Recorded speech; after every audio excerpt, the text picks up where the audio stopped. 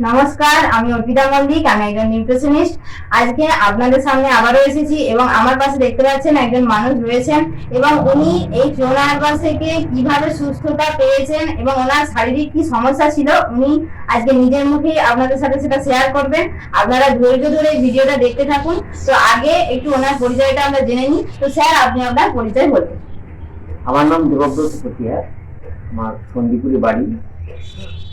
আমি গত 1 বছরেরও বেশি আগে, প্রায় 14 মাস আগেতে আমার পায়খানার কনস্টিপেশন লক্ষ্য করি। তারপর আস্তে আস্তে সেটা যত দিন যায় তত এটা রোগটা বাড়তে থাকে। বাড়তে বাড়তে একটা সময় 2-4 দিন ছাড়া কি 7-8 দিন ছাড়া পায়খানার মধ্যে ব্লিডিং হয়ে যেত কনস্টিপেশন হলে। এরকম একটা সমস্যা হওয়ার পরে আমি আমাদের ডাক্তারবাবু স্বর্ণাপন্ন এলোপ্যাথি ডাক্তারবাবু, ওনারা ওনাদের যা ট্রিটমেন্ট আছে, অ্যান্টিবায়োটিক সহ যেসব আছে সেসব ওনারা করান আমাকে। করানোর পরেও আমি দেখলাম খুব একটা আমি কমপ্লিট কিওর হতে পারিনি। তখন আমার এই ফিওনা হার্বালসের এই বোনের সাথে পরিচয় হয়। পরিচয় হওয়ার পর আমি ওর ট্রিটমেন্ট গ্রহণ করি। গ্রহণ করার পরে ট্রিটমেন্ট নিতে নিতে 1-2 মাস 3 মাসের মধ্যে আমি বুঝতে পারি যে আমি একটা সুস্থতার দিকে যাচ্ছি। এবং এখন আমি ওর ট্রিটমেন্ট 6 মাসের মধ্যে আছি। দেখেছি যে আমি আস্তে আস্তে সমস্যাটা আমার প্রায় কেটেই চলেছে। হ্যাঁ, আমি কিওর আছি, এটা আমি বলতে পারি আজকে। আজকে আমি এটা নিয়ে খুব একটা ভাবছি না। মোটামুটি এই ফিওনা হার্বালসের কিছু কিছু নিয়ম, খাওয়া দাওয়া সহ ওরা যা বলেছে আর কি, লাইফস্টাইল যতটা সম্ভব আমি মেনেছি। আচ্ছা, মানে আপনার ফিস্টুলা টাইপ একটা ছিল, মানে যখনই আপনি বাথরুমে যেতেন কনস্টিপেশন আসতো বা ব্লাড হালকা আসতো। তো এর জন্য আপনি যে আগে কিরকম শারীরিক ভাবে কিরকম একটা অস্বস্তি বোধ করতেন? শারীরিক ভাবে সবসময় একটা কি আমার চিন্তা থাকতো যে পায়খানা যাবো আজকে, তখন কি হবে, কনস্টিপেশন হয়ে যে ব্লিডিং হবে কিনা, এই একটা চিন্তা মনের মধ্যে কাজ করতো। আজকে ওই চিন্তাটা আমার আর নাই। আচ্ছা, এবং আপনার এই ট্রিটমেন্টে আসার পরে শুধু ওই ফিস্টুলা ব্যাপারটা নয়, আপনার শারীরিক আপনি কি অনুভব করছেন যে আমি কতটা ভালো? দিক থেকে আমি আমার শরীরের ওজনটাও দেখেছি যে যেটা ছিল 2-4 কিলো বেশি ওজন ছিল, সেটা দেখেছি যে কমে গেছে। ওজনটা আমার একটা নর্মালের মধ্যে আছে। হ্যাঁ, একটু শরীরটা আগে ভারী ছিল, এখন দেখি শরীরটা একটু হালকা। তারপরে আমি তখন থেকে আর কোনো সর্বোপরি, মানে এক কথায় বলতে গেলে আমি আর কোনো এলোপ্যাথি ওষুধ গ্রহণ করতে হয়নি আমাকে আমার শরীরে।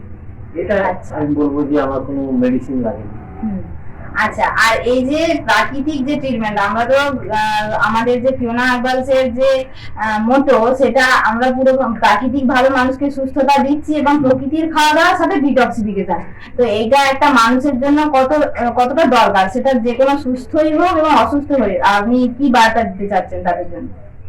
এটা আমি আগে পৌরাণিক যুগেতে আমরা শুনেছি যে তারা তো এইভাবেই হচ্ছে জীবনযাপন করতো। তখন তো আর এত মেডিসিন, এত ওষুধ, এত চিকিৎসা স্বাস্থ্য উন্নত থাকেনি, কিন্তু সেই সময়েরও মানুষ যে ভালোভাবে থাকতে পারতো সেটা আমরা বুঝতে পারছি যে তারা কিভাবে থাকতো।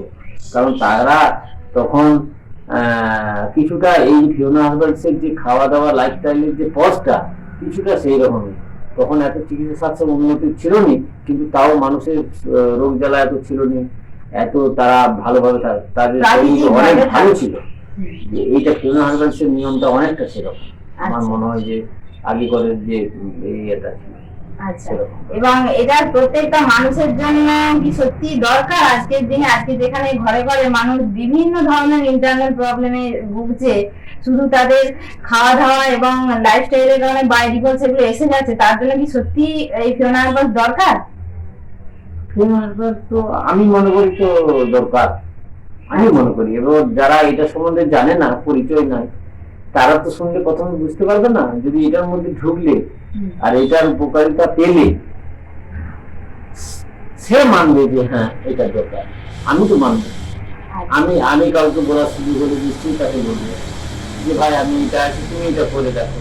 আমি যেমন এখনই অনেককে বলি যে এই মানে পায়খানা কনস্টিপেশন শুনলে আমি তাকে বলি এই জল বেশি খাও, এই ছেবড়া খাবারগুলো খাও, এই ভাজা এই ছোলা টোলা এগুলো তেল মশলা ভেজে না জাতীয়। খেয়ে এগুলো ভিজিয়ে খাও, মুগ এটাকে ভিজিয়ে খাও, হ্যাঁ, তারপরে একটু কাঁচা কাঁচা খাও, হ্যাঁ, কাঁচা পিঠে খাও, কাঁচা খাও, এগুলো আমি তো সবসময় বলছি। মানে এগুলো প্রাকৃতিক খাবার। এগুলো না ভিজে, তেলে না ভিজে কাঁচা খাও, কাঁচা খাও, কাঁচা মনে বাঁচা, এই যে জিনিসটা আমি বোঝানোর চেষ্টা করি। আচ্ছা, যে বিশেষ করে এই রোগটা সম্বন্ধে আমার যেহেতু অভিজ্ঞতাটা নিজের অভিজ্ঞতায় আছে, কিন্তু আমি এগুলো সম্বন্ধে তুই জানতে পারলে সেগুলো সম্বন্ধে তো বলছি।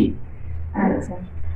উনি যে এটা নিজের মুখে বললেন, এবং এই যে হিউম্যান বডির যে একটা সায়েন্স আছে, সেই সায়েন্সটা আজকে আমাদের ডক্টর সমীর কুমার ধারা তিনি খুব ভালোভাবে দেখাচ্ছেন, এবং এটাকে যদি প্রত্যেকটা বাড়িতে মানুষ সত্যিকারের ফলো করতে পারে, তাহলে কিন্তু সে সুস্থভাবে বেঁচে থাকতে পারবে। একদিন আমাদেরকে পৃথিবী থেকে চলে যেতেই হবে, কিন্তু আমাদের যাওয়াটা যেন ঠিকভাবে হয়, আমাদের সেই যাওয়ার পথটা যেন কোনো মেডিসিন, কোনো ডক্টর, কোনো সেলাইন, ওষুধ এইভাবে যেন আমাদেরকে চলে যেতে না হয়। তো সেই কারণে ভালোভাবে সুস্থভাবে বেঁচে থাকার জন্য অবশ্যই এই প্রকৃতির সাথে থাকতে হবে। এই ফিওনা হার্বালসে ডক্টর সমীর কুমার ধারা ট্রিটমেন্টে আসতে হবে, এবং তার কথা আমরা সকলেই শুনেছি এবং আগামী দিনে আরো শুনবো।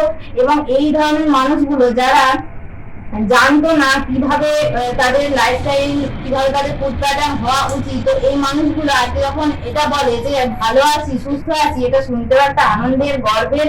এবং তাই আমি সকলকে বলবো যে আপনারাও আপনাদের পরিবারকে সবসময় নিরোগ রাখুন, সুস্থ রাখুন, এবং এনার সাথে যোগাযোগ করতে পারেন। আপনাদের যদি কোনো প্রবলেম থেকে থাকে, এই ফিস্টুলা রিলেটেড কোনো প্রবলেম থেকে থাকে, তাহলে আপনারা এনার মুখ থেকে শুনে নেবেন, জেনে নেবেন এবং ওনার সাথে যোগাযোগ করতে পারেন। তো আজকের মতো এটুকুই। সবাই ভালো থাকুন, সুস্থ থাকুন। ধন্যবাদ। ধন্যবাদ।